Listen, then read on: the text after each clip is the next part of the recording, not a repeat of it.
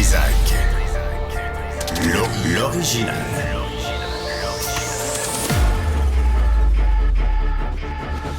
Du Trizac. Votre plaisir coupable. Bonjour tout le monde. Allô, 1, 2, 1, 2. On teste le micro. Est-ce que tout va bien? Tout est branché, tout est connecté. Merci. Jean-François est aux commandes. C'est votre pilote pour ce vol qui se termine à 14h. On va se poser toujours à Montréal, la ville la plus sale au Québec. Stéphanie Villeneuve est avec nous. Elle nous fait la grâce de se présenter aujourd'hui. Ben oui, parce que j'ai entendu dire qu'hier, tu me cassais du sucre sur le dos. Ah, pas sur le dos, je savais que tu allais l'entendre, fait que je me gêne pas. Merci d'être là, on va se reparler. Mais là, faut travailler. Là. Mm-hmm. Attendez, je vais m'habiller un peu, m'attacher.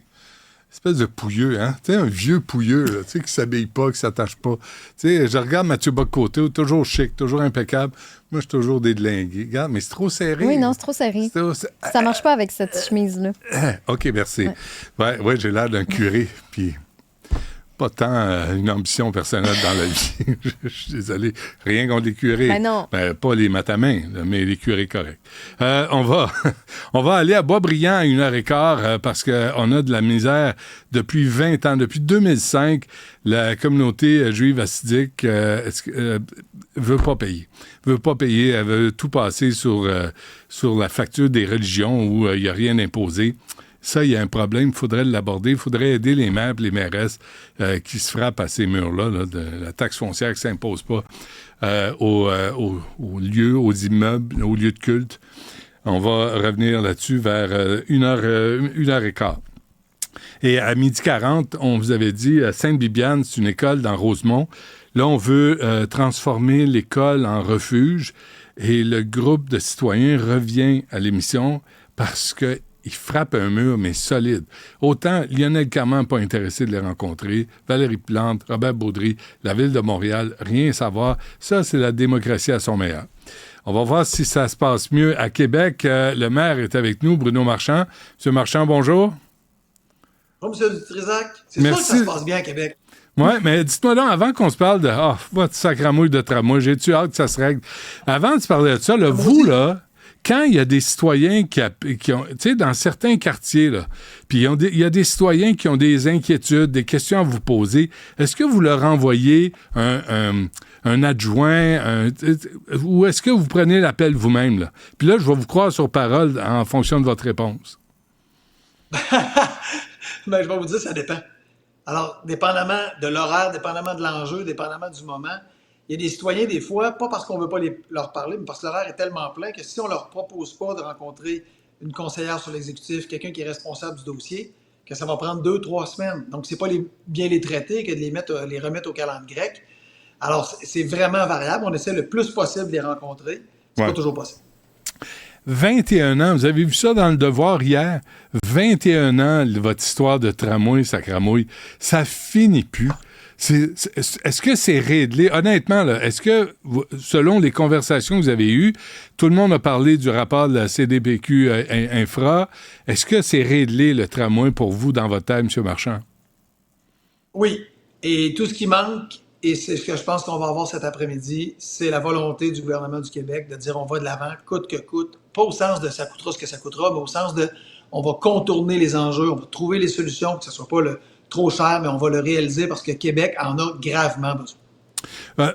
Moi, là-dessus, je suis de Montréal, là, puis on ne discutera pas de la politique de Montréal, ça ne vous regarde pas de toute façon, mais allez-vous de vos affaires. Mais je regarde chez vous, là, puis je me dis, il est... je dis ça pour rire. Mais il est temps que vous ayez, vous autres aussi, à Québec, des chantiers d'envergure, qu'on s'occupe de votre ville, là, qu'on s'assure que Québec et ses alentours aillent de l'avant. Avez-vous l'impression qu'on vous a regardé de haut pendant plusieurs années? Non, puis je dirais qu'on n'est pas juste victime des autres, on a été aussi, comme population, très, très prompte à se déchirer, à remettre en question, à toujours essayer de voir, oui, mais on n'est pas d'accord, à peu se rallier, ce qui fait en sorte que c'est pas les gouvernements qui nous ont regardés de haut, mais c'est aussi nous autres, des fois, on s'est tiré dans le pied, dans la chaloupe. Et là, il est temps, et c'est ce que je disais hier, le temps des discussions, des sempiternelles discussions est fini. Ouais. Il faut avancer pour tous les arguments connus. et c'est reconnu par la Caisse de dépôt, là, qui sont clairement nommés. C'est pas de la fiction, là, c'est des faits, c'est de la science. Québec ne sera pas la même si elle laisse passer encore une fois une occasion. Alors nous, on est vraiment là, toute voile sortie dehors. Il faut avancer. C'est le temps de se rallier. C'est le temps de faire en sorte qu'on arrête de se déchirer et qu'on avance sur un projet qui va emmener tellement de bon pour Québec. Vous dites, je lisais, là, vous avez dit, c'est pas juste un tramway, là, c'est un plan global d'intégration. Expliquez-nous ce que vous avez en tête là, quand vous dites ça. Bien, des fois, on essaie de réduire à l'élément le plus visuel, le plus marquant, c'est quoi le projet. Ce que la Caisse a proposé derrière son plan qu'elle a appelé le plan Cité, c'est un projet global. Et c'est ce qu'on demandait, nous aussi, quand on a discuté avec la Caisse, c'est qu'il y en ait pour tous les quartiers de la ville, pour la Couronne Nord comme pour la Couronne Sud. Les gens de la Couronne Nord ne voyaient pas dans l'ancien projet de tramway quelque chose auquel ils sentaient qu'il y avait des bénéfices, ils sentaient que c'était loin d'eux autres.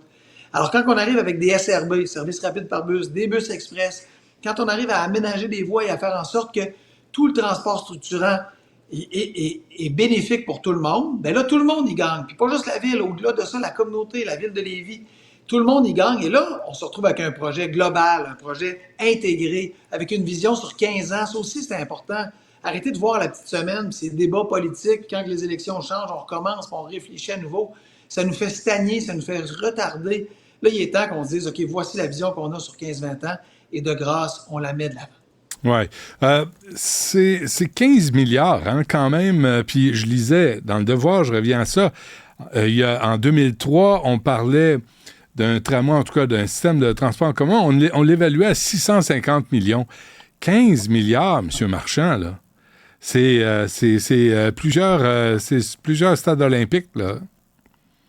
Oui, mais c'est aussi des lignes de métro à Montréal. On a investi en transport collectif à Montréal, puis c'est pas un blâme, on n'est pas victime, mais et Montréal ne serait pas la même sans son transport collectif. Et d'ailleurs, Montréal en veut d'autres, et à juste titre. C'est aussi beaucoup d'argent. On ne l'a pas fait à Québec. Là, maintenant, c'est le temps de le faire. Ça n'empêche pas de le faire ailleurs. Là, il en faut d'autres ailleurs.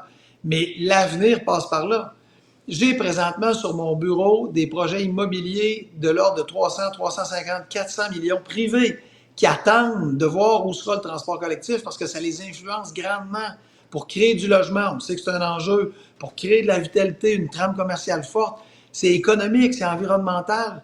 Puis il y a quelque chose qui m'agace dans le débat, puis Pierre Poilievre participe à ça de façon très démagogique, c'est de dire, si on fait un projet de transport collectif, on est donc contre la voiture. Ça n'a pas rapport.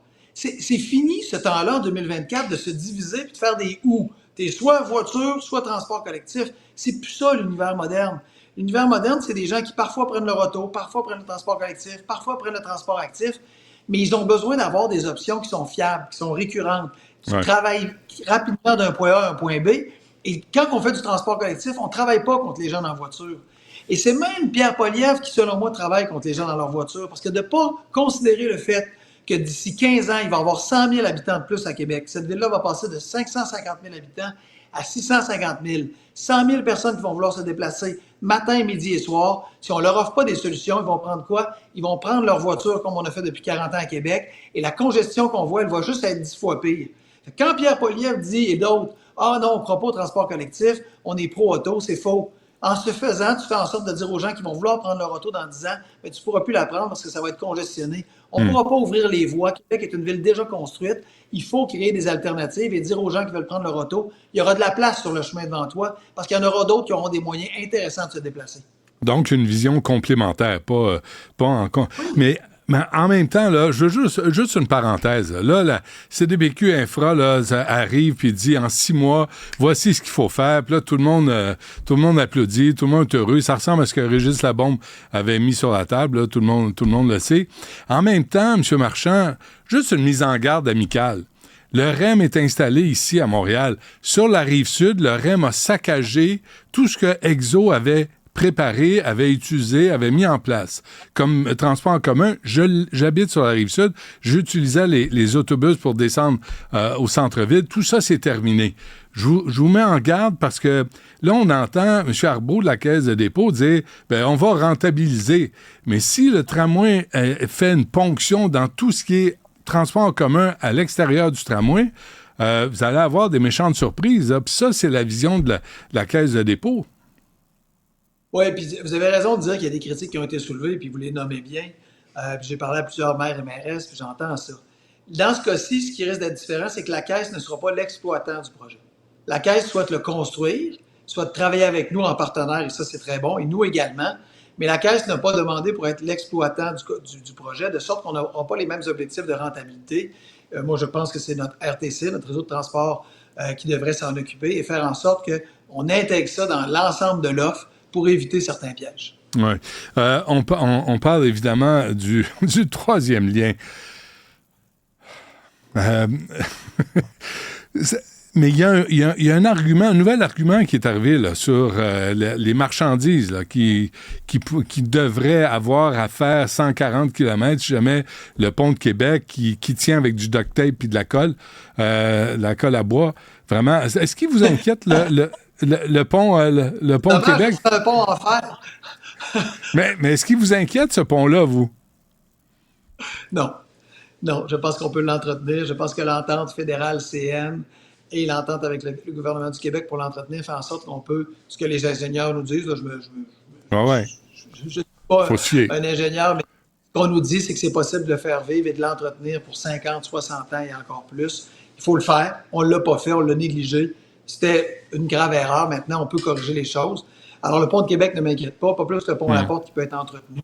Mais, à partir de là, si le gouvernement du Québec dit, nous, on a une volonté politique pour les raisons suivantes, à lui de faire la démonstration. Moi, je vais écouter, on va entendre. Ouais. Mais ce que la Caisse a présenté, et là, il y a un projet intéressant auquel j'adhère, c'est un transport collectif centre-ville à centre-ville entre Lévis et Québec qui permettrait de franchir les deux centres-villes en 7 minutes. Et ça aiderait gravement et grandement et de façon importante les gens qui voyagent d'une rive à l'autre.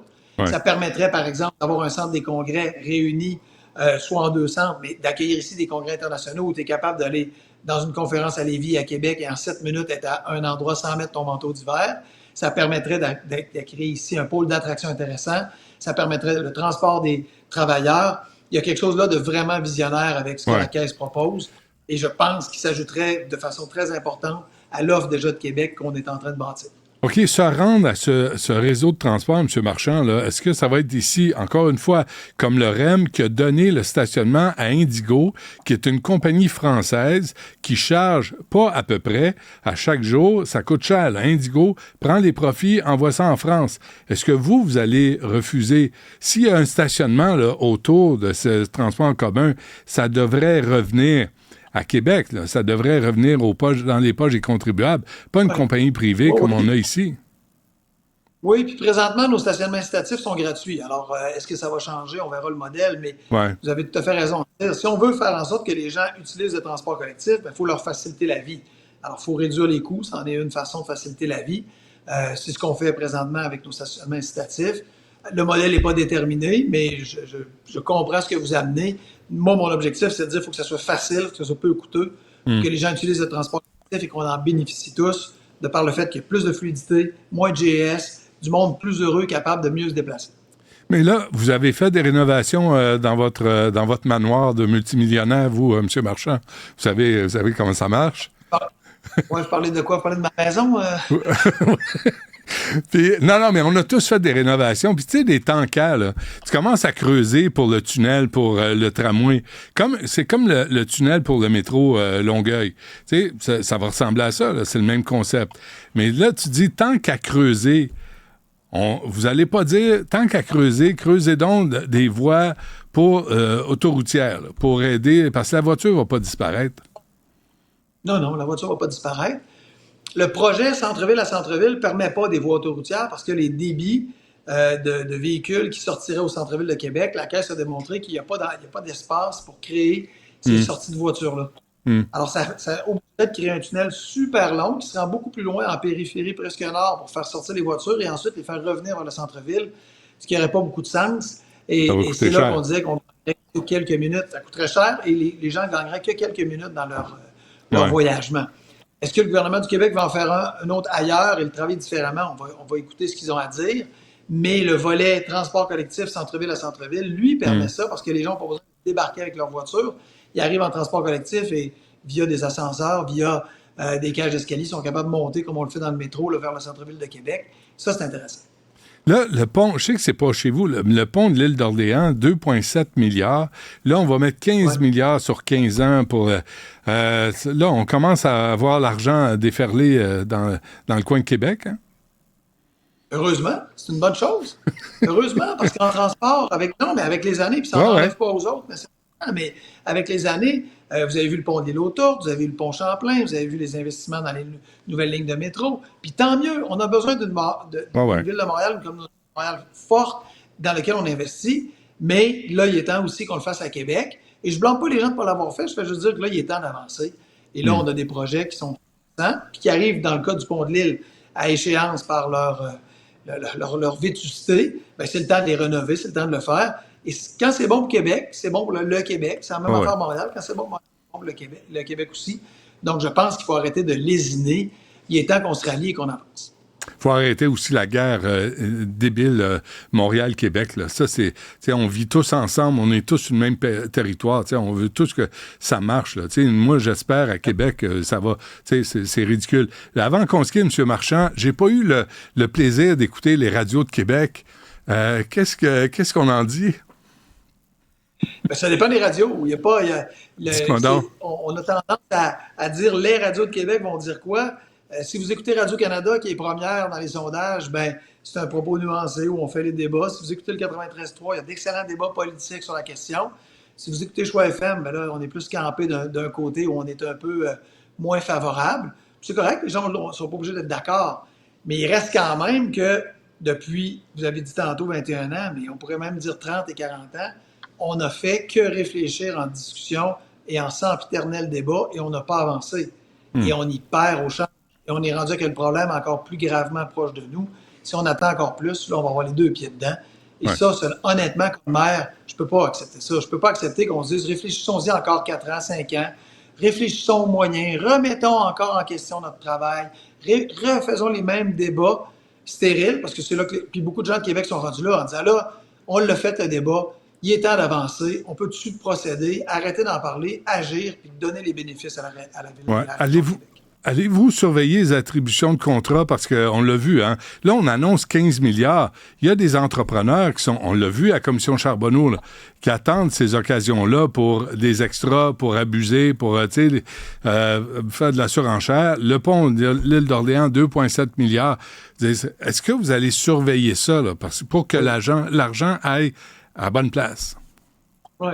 Je vais vous donner des exemples de ce qu'on a fait récemment, parce que c'est facile de dire oui, mais je vais vous donner des exemples qui prouvent. On vient de créer le palais de justice de proximité, on vient de créer la centrale de police, l'usine de biométhanisation, des projets de centaines de millions. Et savez-vous quoi? On était en deçà de 5 % de différence entre nos programmes fonctionnels et techniques et la réalisation des projets. Dans le cas de la centrale de police, un projet qui dépasse 100 millions, on est arrivé en dessous du programme fonctionnel et technique. La Ville de Québec a une expertise ultra rigoureuse pour gérer des projets, puis la démonstration est faite à travers plusieurs projets, très gros projets, qu'on a livrés dans les délais, ou quand on ne les livre pas dans les délais, la bibliothèque Gabriel-Leroy, c'est un exemple, il y avait des raisons qui expliquaient ça, on les livre dans les coûts. Alors honnêtement, moi je suis fier de mes équipes, je suis fier des approvisionnements, je suis fier de nos équipes à l'ingénierie, à toutes nos équipes. On a une démonstration à travers plusieurs grands projets qu'on est capable de respecter l'argent dans lequel on investit dans certains projets, mais de respecter les programmes faits au début, de respecter les annonces, puis de livrer à la fois dans les coûts en respectant les contribuables. Et ça redonne confiance dans une administration municipale. Pouvez-vous en envoyer une coupe à Montréal? Non, c'est correct. Je vous achale pas avec ça. Monsieur Marchand, merci d'avoir pris le temps de nous parler. Bonne chance. Premier coup de pelle, là, c'est quand? 2025? Ah oui, il faut qu'on se mette en mouvement. La Caisse disait qu'on peut livrer pour 2030. Bien, si on veut le faire dans 5 ans, il faut déjà être en mode très actif, proactif dès la fin de l'été pour avoir un premier coup de pelle très rapide. OK, ça va creuser. Bon, on a hâte de voir ça. Merci, bonne chance. Merci.